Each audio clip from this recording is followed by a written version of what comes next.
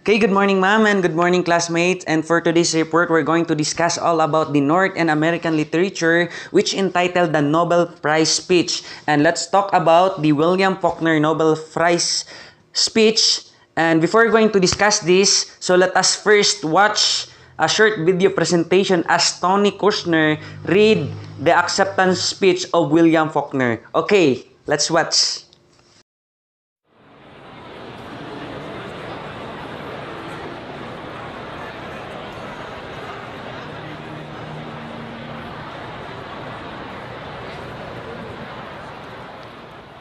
Oh my God, I can't believe this. I'm just like, wow, I'm totally shocked. I mean, I want to thank the members of the Academy of Motion Picture Art.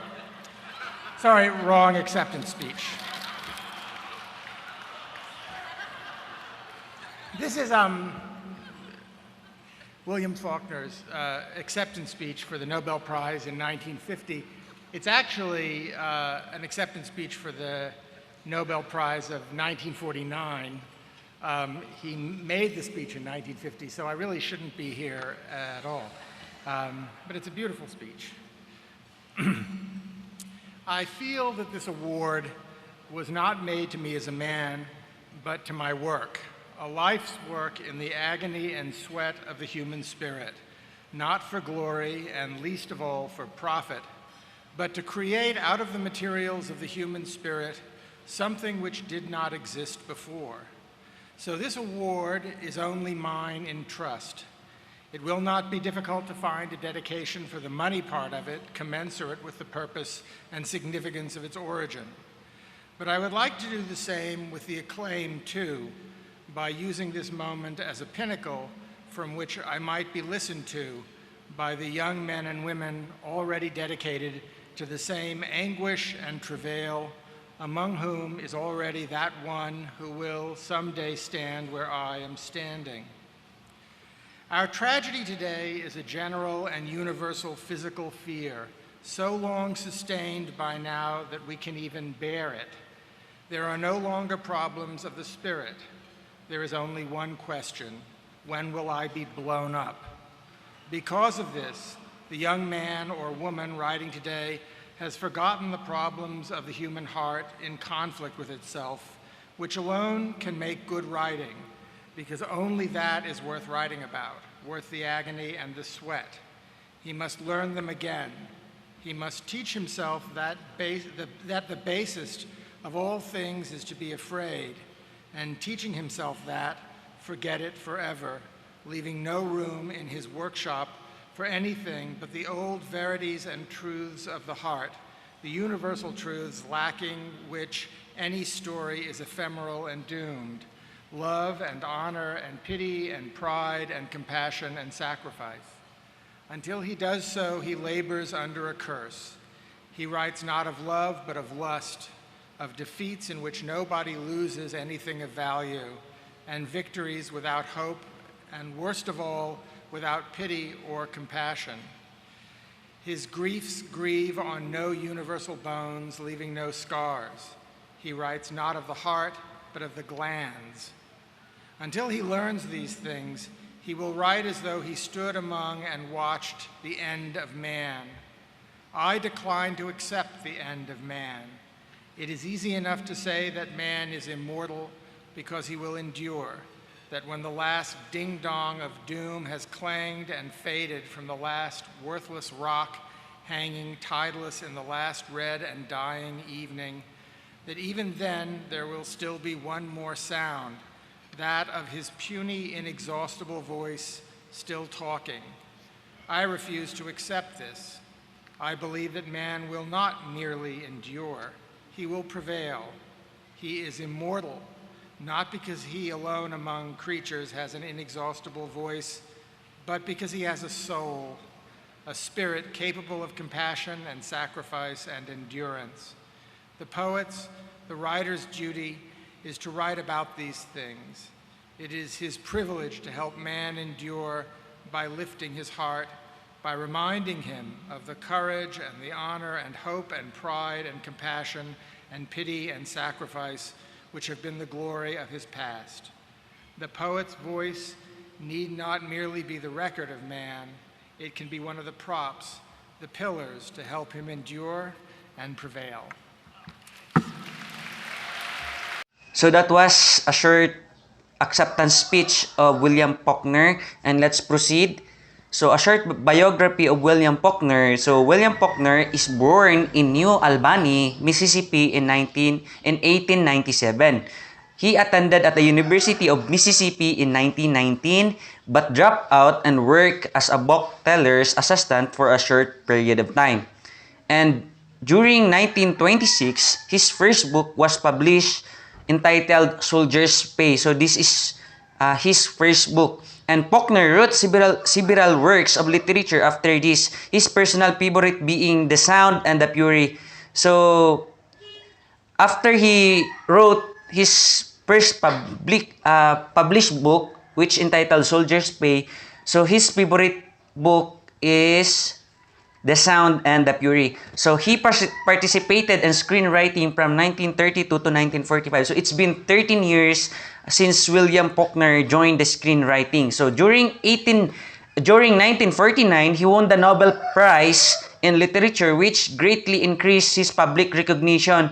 So this was the Nobel Prize speech. So before we're going to discuss it more, so on July 6, 1962, he passed away due to a heart attack. So it's been 65 years na si William Faulkner live in this planet. Okay, next. So the speech legacy. So the speech speaks of the power given to mankind and his ability to stay resilient no matter the circumstances. So as we can see, the speech of William Faulkner has a greatly legacy in terms of the power of the mankind and the ability for us to continue to keep on going no matter what the circumstances we have right now, especially in war.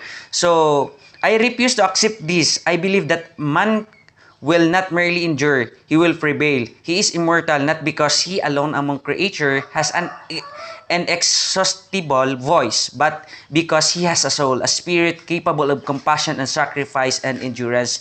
So as we can see, we as the people, as mankind, we are different from other creatures, as he tells that we have the soul, the spirit, and the voice to tell, especially in writing. So since we are a creature that is very talented and different from others. So William Faulkner was correct in stating this, seeing as neither Russia or the United States made an aggressive actions against each other. So it is correct since we are the mankind, bakit tayo pa yung maglalaban instead na magtutulungan tayo, di ba? So tama nga si William Faulkner in terms of his speech legacy. So that's it. Okay, next. So let's talk about the historical context of his speech. So William Faulkner delivered his speech at Stockholm City Hall on December 10, 1950. So this was the time he delivered, but he wrote it during 1949 after he won his speech. So a major conflict that is addressed frequently throughout the speech is the Cold War, which had just begun. So this was during the Russia and United States fight each other. So there is only one question: when will I be blown up? So that was the question. So Faulkner uses the literary device allusion when he makes references about the Cold War. However, he does not directly mention it. So as we can see it on the video. So next to discuss is the purpose of the Nobel Prize speech of William Faulkner. So in the first paragraph, Faulkner states that he feels the prize is dedicated to his work rather than himself, and tells the audience that he did not become interested in writing literature because of the glory or the money. So Faulkner expresses thanks to the people for being interested in his literature. So unlike in the first paragraph, the second paragraph introduces the purpose of the speech, so which is our tragedy today is general and universal physical fear, so long sustained by now that we can even bear it. So next is the audience. So William Faulkner focuses the speech towards the people who are attending the banquet as well as the future winners of the Nobel Prize for Literature. But I would like to do the same with the acclaim too by using this moment as a pinnacle from which I might be listened to by young men and women already dedicated to the same anguish and trivial. Among whom is already that one who will someday stand here where I am standing. So the secondary audience that the speech pertains to is people in general. This can be confirmed as he mentions in the speech. Until he relearns these things, he will write as though he stood among and watched the end of man. I decline to accept the end of man. It is easy enough to say that man is immortal simply because he will endure.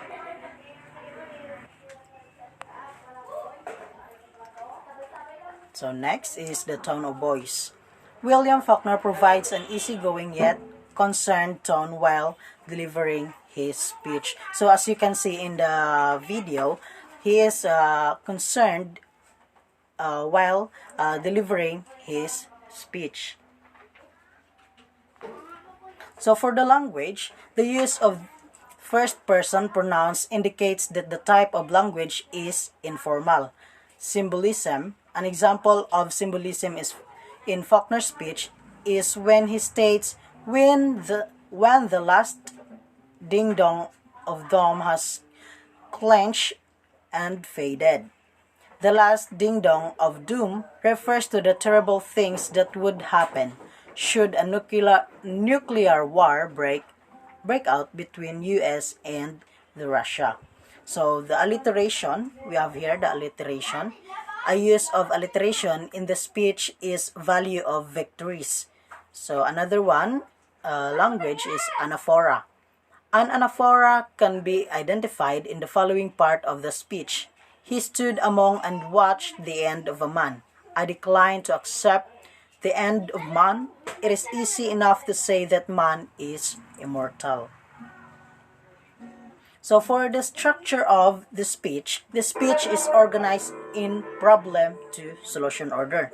So the problem is stated in the second paragraph. So the problem there is our tragedy today is a general and universal physical fear so long sustained by now that we can ever even bear it.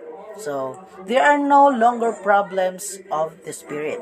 In the final paragraph, the solution is stated there. So, as you can see in the video, the paragraph states that I refuse to accept this. I believe that man will not merely endure, he will prevail. He is immortal, not because he alone among creatures has an inexhaustible voice, but because he has a soul, a spirit of capable compassion and sacrifice and endurance. So for the response of the speech, William Faulkner wanted the people hearing the speech to be left with a hopeful feeling because he states that man is immortal, because he has a soul, a spirit capable of compassion and sacrifice and endurance. So that would be all the about the speech of William Faulkner's.